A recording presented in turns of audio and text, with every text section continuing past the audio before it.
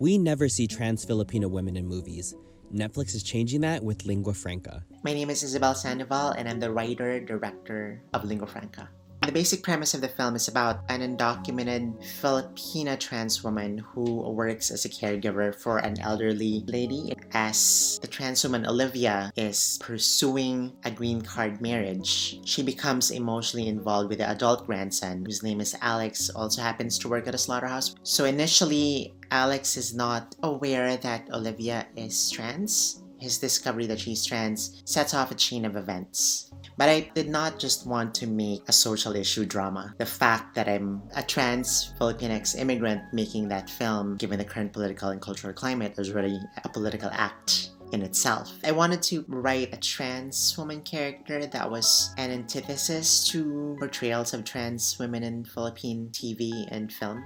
Growing up, our concept of trans women in particular almost always portray them, at least in the Philippines, as, being Barbie types, hyper feminine and sometimes quite flamboyant. And in writing Lingua Franca, I wanted to show a trans woman character that's not just that, that was fully fleshed out and three-dimensional. She's also a daughter. She's also a breadwinner. She's also a caregiver to this elderly lady, and I want her to come across tense, vulnerable, loving, sensual, and I want to portray a character that had all these qualities. I wrote Lingua Franca around 2014, 2015 when I was transitioning and was almost finished with the film when Trump became elected. There was a lot of anxiety and just uncertainty around that time, so I channeled my emotional state from that particular period towards developing essentially the story of Lingua Franca. So I think it's important that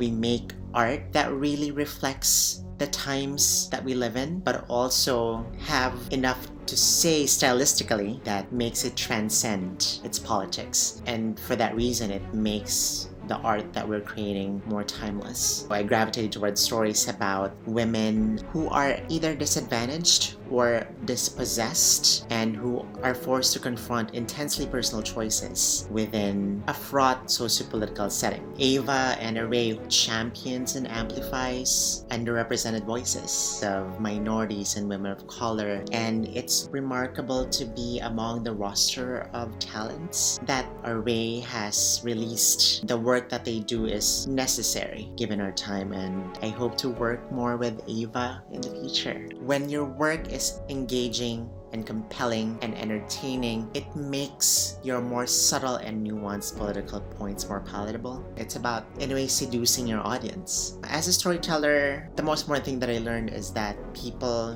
do not necessarily remember your characters, or they do not remember specific developments in your plot, but they will never forget how your movie or how your work made them feel. My name is Isabel Sandoval, and I'm the writer-director of Lingua Franca, which will be premiering on Netflix on August 26th.